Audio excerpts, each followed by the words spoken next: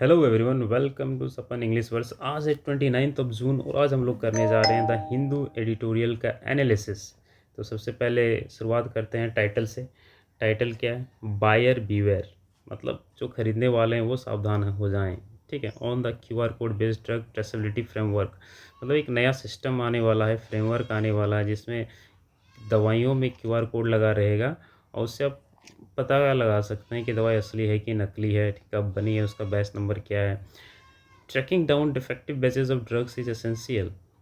बोला जा रहा है कि जो डिफेक्टिव बैचेज ऑफ ड्रग्स हैं, मतलब जो ख़राब दवाइयाँ हैं, नकली दवाइयाँ हैं, ठीक है, उनका पता लगाना ये क्या है, बहुत इम्पॉर्टेंट है, एसेंशियल है।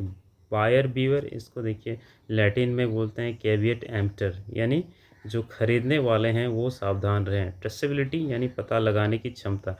Ability to track the history और लोकेशन ऑफ समथिंग, किसी भी चीज़ का लोकेशन या हिस्ट्री को पता लगाना।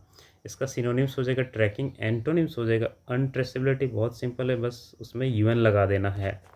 डिफेक्टिव क्या होता है? डिफेक्टिव तो आप समझ ही रहे हैं कि खराब या दोषपूर्ण। इसका सिनोनिम्स हो जाएगा फॉल्टी, फ्लॉड। एंटोनिम्स बहुत इजी है, परफेक्ट और फ्लॉलेस। देखिए फ्लॉड मतलब दोषपूर्ण, फ्लॉ में लेस लगा दीजिए तो उसका अपोजिट हो जाएगा, जिसमें कोई दोष नहीं है। चलिए लाइन बाय लाइन अब इसको डिकोड करते हैं।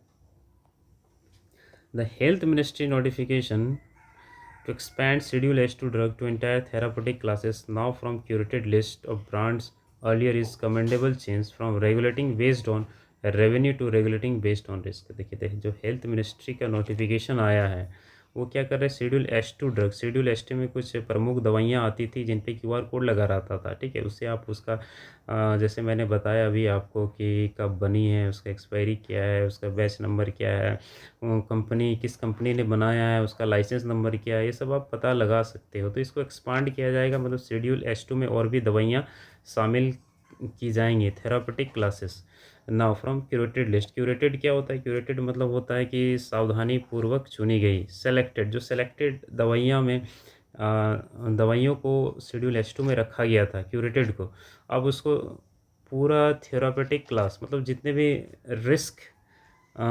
भी दवाइयों में रिस्क है, यानी जिससे जान को खतरा है, ठीक है, उनको शामिल किया जाएगा। आया बात समझ में? किसमें? शेड्यूल H2 में, ताकि असली नकली का पता लगा सके। और ये क्या है? एक कमेंडेबल चेंज है, मतलब प्रशंसनीय है, इसकी तारीफ़ की जानी चाहिए। ऐसा मूव है, स्टेप है सरकार के द्वारा। Regulating based on revenue to regulating based on risk. यहाँ पे कंपैरिजन किया गया कि पहले शेड्यूल H2 में किसको रखा जाता था?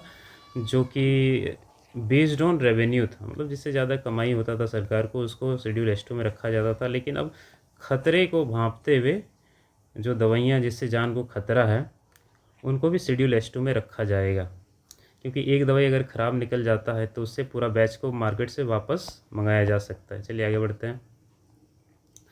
The government had introduce schedule H2 in 2022-23 which required a barcode or QR code on each pack of a specific drug to verify the pack's authenticity।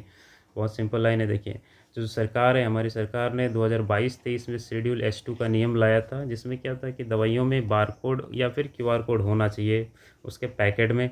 जो भी स्पेसिफिक ड्रग है, मतलब जो भी दवाइयाँ हैं स्पेसिफिक हैं, टू वेरीफाई पैक्स ऑथेंटिसिटी, मतलब वो जो पैकेट दवाई का बना है, वो टेबलेट बना है, उसकी ऑथेंटिसिटी, यानी वो उसकी असलियत की पहचान की जा सके, कहीं वो दवाई नकली तो नहीं है। ठीक है, वेरीफाई मतलब सत्यापित करना, जांचना, आपको पता है। ऑथेंटिसिटी मतलब होता है प्रामाणिकता या असली होना। जेन्युइननेस सिनोनिम्स हो जाएगा, वैलिडिटी भी बोल सकते हैं। Antonyms falsity, fakery. देखिए इंपॉर्टेंट है, इसको नोट कर लीजिएगा। फॉल्सिटी, फॉल्स से फॉल्सिटी है, फेकरी भी होता है। हैड इंट्रोड्यूस्ड, ये देखिए पास्ट परफेक्ट का ये क्या है? स्ट्रक्चर है पास्ट परफेक्ट टेंस का। ये इसका इस्तेमाल हम लोग कब करते हैं? जब कोई अतीत में कोई घटना घटी है, घटना को बताने के लिए किया गया है जो वर्तमान संदर्भ से जुड़ी हुई है, मतलब अतीत में कोई घटना घटी है जिसका भी संबंध है, मतलब प्रेजेंट से उसका एक रिलेशन है, इसलिए हम लोग पास्ट परफेक्ट का यूज़ करते हैं। चलिए आगे बढ़ते हैं। It is a part of framework that also touches regulating active pharmaceutical ingredients and export oriented pharmaceutical compliance। अब देखिए एक ऐसा सिस्टम है, ये जो क्यूआर कोड वाला नियम अकेला नियम नहीं है, बल्कि एक बड़े सिस्टम फ्रेमवर्क का हिस्सा है। सरकार दवाओं के मुख्य केमिकल यानी एक्टिव फार्मास्यूटिकल इंग्रेडिएंट्स एपीआई भी कंट्रोल कर रही है। साथ ही जो दवाएं हमें विदेशों में बेचते हैं, जो एक्सपोर्ट हम लोग कर रहे हैं, उनकी क्वालिटी भी विदेश नियमों कंप्लायंस के हिसाब से सही हो, इस पर भी नज़र रखी जा रही है। इसका मतलब ये हुआ कि जो हम लोग एक्सपोर्ट कर रहे हैं, ठीक है, उसका भी कंप्लायंस पूरा हो कि विदेश में भी ये सही तरीके से पहुँचे, मतलब उनके रूल्स के हिसाब से दवाइयाँ बने यहाँ पे, और ताकि वो वहाँ पे पॉपुलर हो, फेमस हो, और भारत का एक तरह से नाम हो। क्योंकि बीते दिनों में आपने देखा था कि जो कफ सिरप की वजह से भारत का रेपुटेशन का ग्राफ नीचे गया है, बहुत सारे बच्चों का मौत हो गया था, ठीक है। तो भारत की दवाइयों को अभी शक की नज़र से देखा जा रहा है। फ्रेमवर्क यानी ढांचा, प्रणाली, स्ट्रक्चर, सिस्टम होता है, ठीक है। कंप्लाइंस मतलब क्या है, अनुपालन, नियमों का मानना। एडहेरेंस इसका सिनोनिम्स हो जाएगा ऑब्जर्वेंस, एंटोनिम्स हो जाएगा डेफाइंस और वायलेशन। फैक्ट देखिए यहाँ पे, एपीआई क्या होता है, एक्टिव फार्मास्यूटिकल इंग्रेडिएंट, दवा का वह मुख्य हिस्सा होता है जो बीमारी को ठीक करता है, एपीआई। तो इस पे भी भारत सरकार नज़र बनाए रखी है। Now, with the additional symbol encoding a product identifier, the manufacturing license number, batch number and other details, authorities hope to better track down defective batches. अब देखिए, जो मैंने आपको शुरुआत में बताया था कि एडिशनल सिम्बल्स, इसका मतलब है कि एक अतिरिक्त सिम्बल्स दिया जाएगा, जिससे क्या हम लोग इनकोड कर सकते हैं, प्रोडक्ट आइडेंटिफायर यानी उत्पाद का पहचान करता, ठीक है। उत्पाद को हम लोग पहचानेंगे, प्रोडक्ट को पहचानेंगे। मैन्युफैक्चरिंग लाइसेंस मतलब उसका लाइसेंस क्या है, जो बनाया है उसका लाइसेंस नंबर, बैच नंबर, और भी बहुत सारा डिटेल्स। इस प्रकार से जो अथॉरिटीज़ हैं, hope to better track down, जो अथॉरिटीज़ हैं उनको उम्मीद है कि अब बेहतर तरीके से ट्रैक किया जा सकता है किसको, डिफेक्टिव बैचेस को, जो दवाइयाँ ख़राब हैं, ठीक है। चलिए आगे बढ़ते हैं। इनकोडिंग मतलब होता है जानकारी को कोड या डिजिटल रूप में बदलना। आइडेंटिफायर मतलब पहचान करता। ट्रैक डाउन मतलब खोज निकालना, पता लगाना। फाइंड, ट्रेस, अनर्थ, ठीक है, इसका सिनोनिम्स हो जाएगा। मतलब दूसरे शब्दों में बोल सकते हैं कि क्यूआर कोड के अंदर सिर्फ दवा का नाम नहीं होगा, बल्कि बहुत सारी छिपी हुई जानकारी भी होगी, इनकोड होगी। जैसे दवा का बैच नंबर क्या है, इससे बनाने वाली कंपनी, लाइसेंस नंबर। अगर अचानक पता चले कि कोई दवा जहरीली हो गई है, तो अधिकारी तुरंत कंप्यूटर में चेक करके उस पूरे ख़राब बैच, डिफेक्टिव बैच को मार्केट से वापस मंगा लेंगे। मैंने आपको पहले ही बता दिया था, ठीक है। अब देखिए आगे बढ़ते हैं। Counterfeit network have long targeted vaccines, cancer medicine and antimicrobials, with WHO flagging high volumes of fake antimicrobials in low and middle income countries। देखिए अभी हो क्या रहा है, जो काउंटरफिट नेटवर्क मतलब जो नकली दवा बनाने वाला नेटवर्क है, ठीक है, वो लंबे समय से टारगेट किसको कर रहे हैं, हैव लॉन्ग टारगेटेड वैक्सीन्स, वो वैक्सीन को वो टारगेट कर रहे हैं। कैंसर मेडिसिन, कैंसर की दवाओं को टारगेट कर रहे हैं। और रोगाणुरोधी दवा, एंटी माइक्रोबियल्स को वो टारगेट कर रहे हैं। क्यों टारगेट कर रहे हैं, जिसमें विश्व स्वास्थ्य WHO का, इसमें क्या है, मध्यम आय वाले देश में नकली रोगाणुरोधी दवाओं को भारी मात्रा में चिन्हित या फ्लैग किया गया है। देखिए इसका मतलब ये हुआ, सबसे पहले आप काउंटरफिट समझिए। काउंटरफिट मतलब होता है नकली या जाली, ठीक है। फ्लैगिंग मतलब संकेत देना, चेतावनी देना। एंटी माइक्रोबियल मतलब होता है वे दवाइयाँ जो बैक्टीरिया, वायरस, फंगस को मारती हैं, ठीक है। एंटी माइक्रोबियल्स, उसको क्या बोला जाता है, एंटीबायोटिक्स। अब देखिए, जो नकली दवा बनाने वाले अपराधी हैं, काउंटरफिट नेटवर्क्स हैं, उन दवाओं को निशाना बनाते हैं जो महंगी होती हैं, जिनकी बहुत ज़रूरत होती है, जैसे कैंसर की दवाएं या वैक्सीन। WHO जो वर्ल्ड हेल्थ ऑर्गेनाइजेशन है, इन्होंने भी चेतावनी दी है, मतलब एक तरह से फ्लैग बताया कि भारत जैसे विकासशील देशों में नकली एंटीबायोटिक्स दवाओं का कारोबार बहुत बड़े स्तर पर चल रहा है, ठीक है।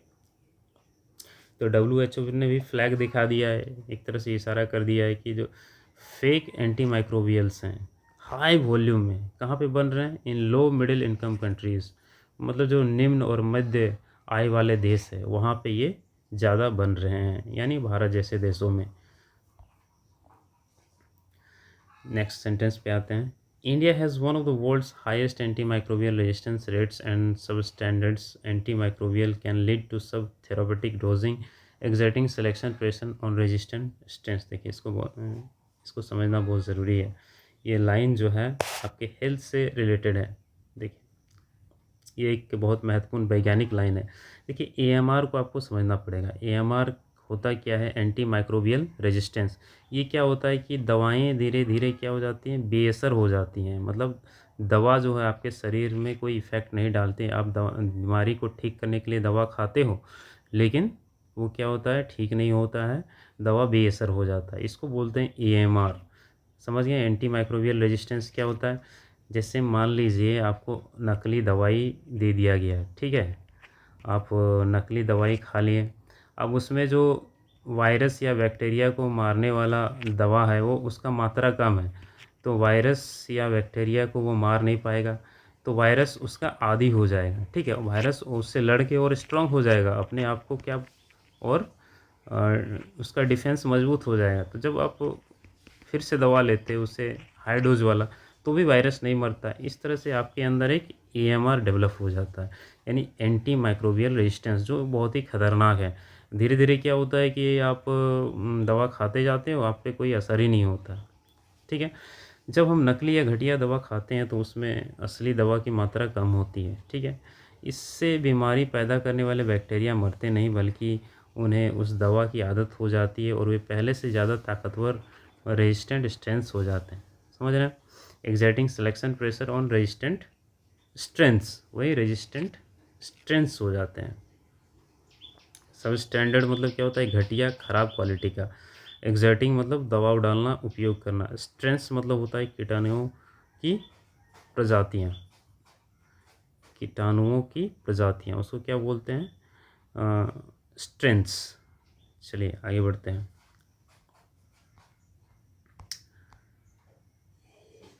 The Narcotics Control Bureau has also expressed concern about medicinal opioids and psychotropic substance leaking into illicit market। अब देखिए कुछ कुछ ऐसी भी दवाई हैं ना जिससे नशा होता है। ठीक है, जैसे नींद की गोलियां हो गई, ठीक है, या फिर तेज़ दर्द वाला कोई भी दवा हो गया, तो उसको बोलते हैं ओपिओइड्स। ओपिओइड्स से ये सब दवा क्या है, धीरे धीरे लीक हो रहा है। यहाँ पे अवैध मार्केट, मतलब नशेड़ी लोग भी दवा का यूज़ कर रहे हैं। तो वही बोला जा रहा है कि नारकोटिक्स कंट्रोल ब्यूरो, ठीक है, ने मेडिकल ओपिओइड, दर्द निवारक नशीली दवाओं को साइकोट्रोपिक पदार्थों के अवैध बाज़ारों में लीक होने के बारे में चिंता व्यक्त की है।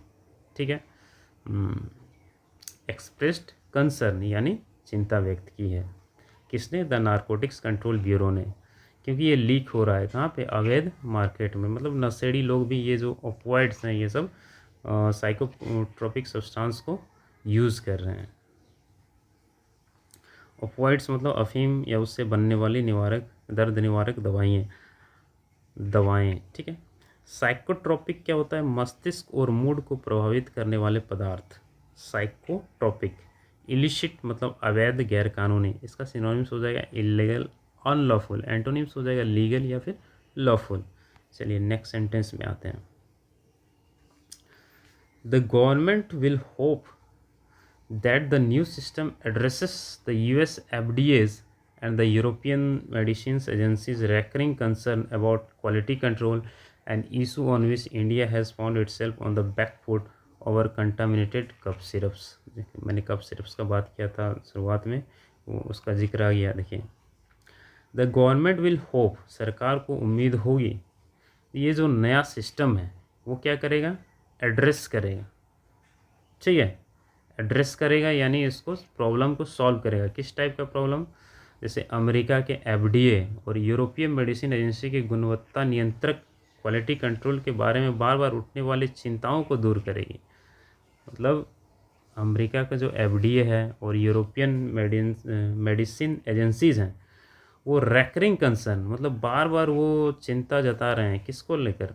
क्वालिटी कंट्रोल को लेकर, गुणवत्ता को लेकर। An issue on which India has found itself, एक ऐसा मुद्दा है जिसमें भारत ने अपने आप को बैकफुट में पाया है। किसमें?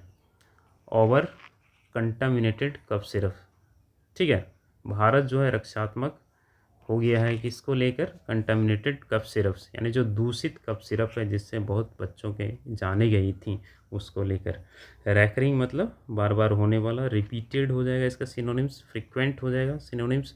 एंटोनिम्स देख लीजिए, आइसोलेटेड, वन ऑफ। कंटामिनेटेड मतलब दूषित या प्रदूषित, सिनोनिम्स हो जाएगा polluted, tainted.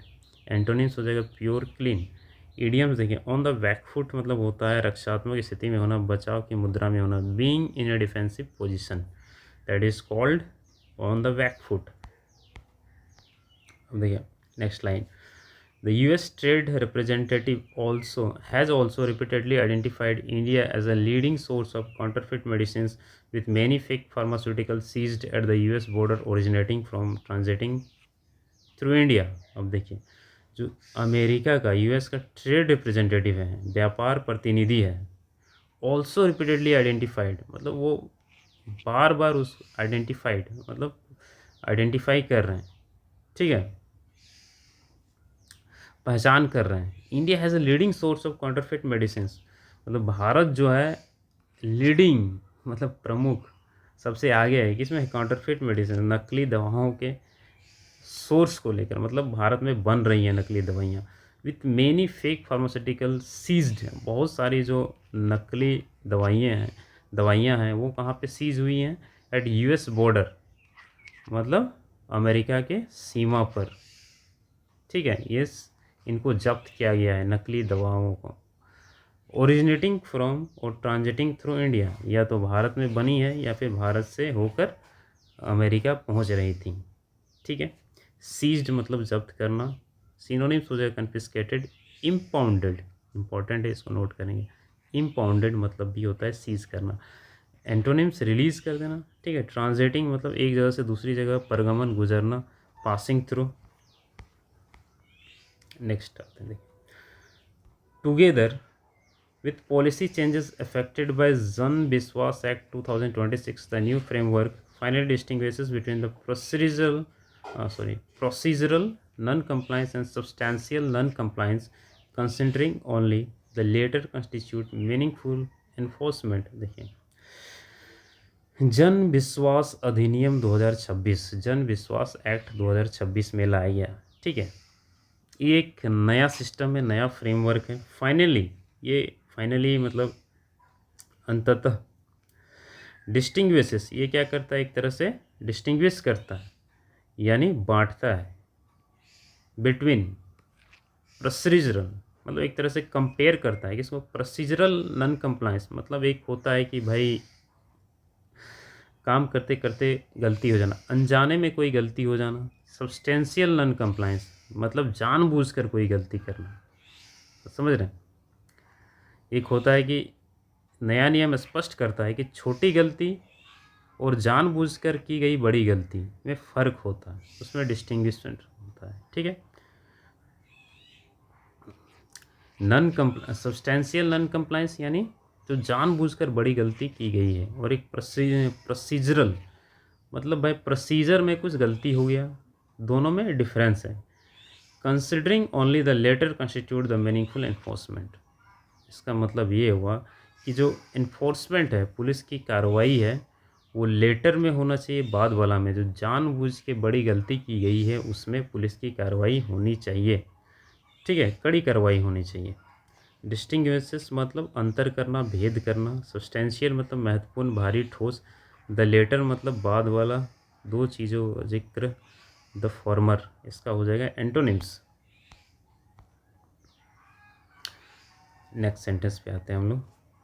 In the long term, the government should rationalize the compliance burden and eliminate the risk corruption associated with discretionary enforcement। अब देखिए, रैशनलाइज मतलब होता है युक्ति संगत बनाना। रैशनल मतलब क्या होता है? विवेक, ठीक है, तार्किक होना, तर्क के अनुसार सही करना, उसको रैशनलाइज करें। अब देखिए, डिस्क्रिशनरी मतलब विवेकाधीन, अपनी मर्जी पर निर्भर। डिस्क्रिशनरी मतलब विवेकाधीन, अपनी मर्जी पर निर्भर। सिनोनिम्स हो जाएगा ऑप्शनल, आर्बिट्री, एंटोनिम्स हो जाएगा मैंडेटरी। अब देखिए इन द लॉन्ग टर्म, यहाँ पे लेखक जो है सरकार को सलाह दे रहा है कि नियमों को इतना भी कड़ा ना कर दें कि कंपनियां व्यापार ही ना कर पाएँ। ठीक है, रैशनलाइज द बर्डन, इसलिए जो बर्डन है उसको रैशनलाइज करना।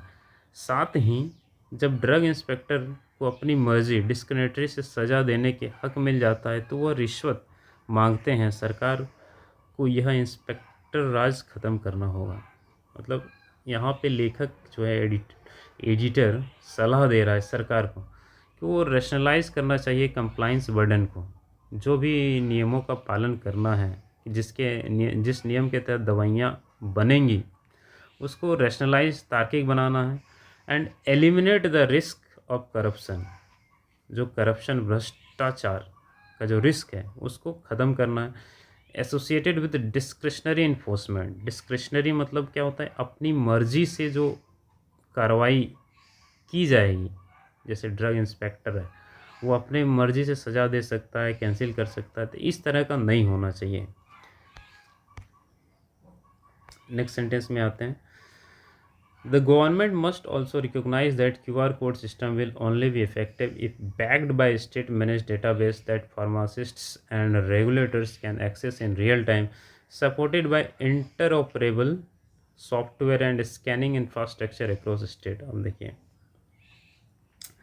सिर्फ अगर दवा के पैकेट में QR कोड छाप देने से काम नहीं चलेगा।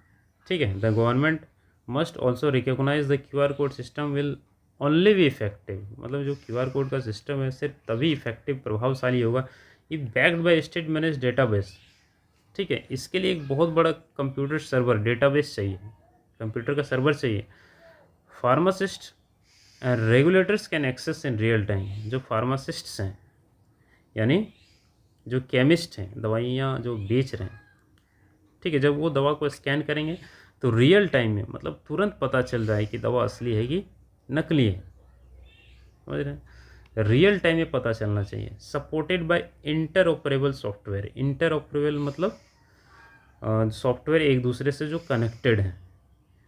And scanning infrastructure across states, यानी अलग अलग राज्यों के सॉफ्टवेयर आपस में बात कर सकें, उसको बोलते हैं इंटरऑपरेबल, मतलब कनेक्टेड हो, ये भी बहुत ज़रूरी है। चलिए आगे बढ़ते हैं। Second, pharmacists and consumers must develop a habit of verifying medicine before a sale, मतलब ख़रीदारी या बिक्री से पहले जो केमिस्ट हैं या फिर जो कंज्यूमर है जो दवाई खरीद रहे हैं उनको भी एक आदत डेवलप करना होगा कि मेडिसिन को पहले वेरीफाई करना है फिर ख़रीदना है। मस्ट डेवलप ये मॉडल वर्ब है, यह एक मजबूत आवश्यकता की सलाह देता है। स्ट्रॉन्ग ऑब्लिगेशन दिखाने के लिए क्या गया है, मतलब मजबूत आवश्यकता बहुत ज़रूरी है। मस्ट डेवलप, ये हैबिट डेवलप करना ही पड़ेगा कि दवाई ख़रीदना है तो पहले क्या करना है, स्कैन करना है। चलिए आगे बढ़ते हैं। Third, the compliance needs imposed by new packaging requirement and the IIT integration will strain MSME manufacturers in particulars. कहने का नियम है, कहने का मतलब है कि ये जो नया नियम, इस नए नियम की एक बड़ी समस्या है। क्या समस्या है? बड़ी दवा कंपनियां तो आसानी से करोड़ों रुपये लगाकर नई मशीनें और सॉफ्टवेयर लगा लेंगी, लेकिन जो छोटी फैक्ट्रियां MSME हैं उन पर इन नए नियमों और IT सिस्टम को लागू करने का भारी आर्थिक बोझ पड़ेगा। ठीक है, यहाँ पे स्ट्रेन मतलब क्या हो जाएगा, बोझ पड़ेगा। जो नया पैकेजिंग रिक्वायरमेंट है और IT का इंटीग्रेशन मतलब इंफॉर्मेशन टेक्नोलॉजी का जो इंटीग्रेशन है, मतलब उनकी कंपनियों में इसको इंटीग्रेट करना पड़ेगा, लगाना पड़ेगा।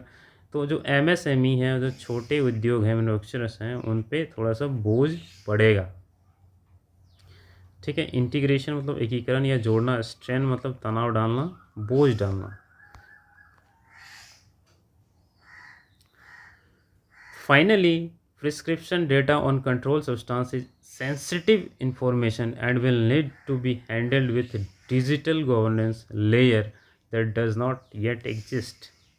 और एक चुनौती क्या है कि जो डेटा प्राइवेसी है, prescription data on controlled substance is sensitive information and will need to be handled with digital governance layer that doesn't yet exist।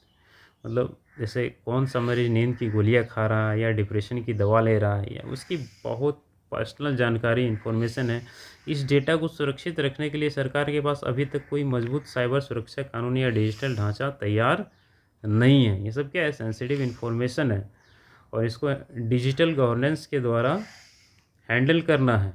मतलब एक डेटाबेस होना चाहिए जो कि अभी भी एग्जिस्ट नहीं करता है। सेंसिटिव मतलब समझ ही रहे हैं, संवेदनशील, confidential, delicate. Thus, whether the new framework will improve India's reputation as pharmacy comes down to its implementation. इस प्रकार से जो नया ढांचा है, नया सिस्टम है, फार्मेसी के रूप में भारत की प्रतिष्ठा में सुधार करेगा। ठीक है, इंडियाज रेपुटेशन विल इम्प्रूव। यह पूरी तरह से इसके इम्प्लीमेंटेशन मतलब कार्यान्वयन, लागू करने के तरीके पर निर्भर करता है। रेपुटेशन मतलब क्या होता है, प्रतिष्ठा या इज्जत। कम्स डाउन टू, ठीक है, फ्रेजल वर्ब है, किसी बात पर आकर टिक जाना, पूरी तरह से निर्भर होना। कम्स डाउन टू, पूरी तरह से निर्भर होना।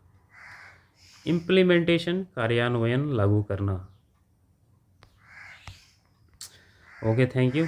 आज यहीं तक रखते हैं। ठीक है, इसको खुद से एक बार पढ़िए, फिर वीडियो को 2-3 बार देखिए, आपको पूरा एडिटोरियल समझ में आ जाएगा। फिर मिलते हैं कल। अगर आप एसएससी, बैंकिंग या फिर कोई भी कंपटीशन की तैयारी कर रहे हो जिसमें इंग्लिश पूछा जाता है तो जुड़े रहिए। It will be very helpful to you.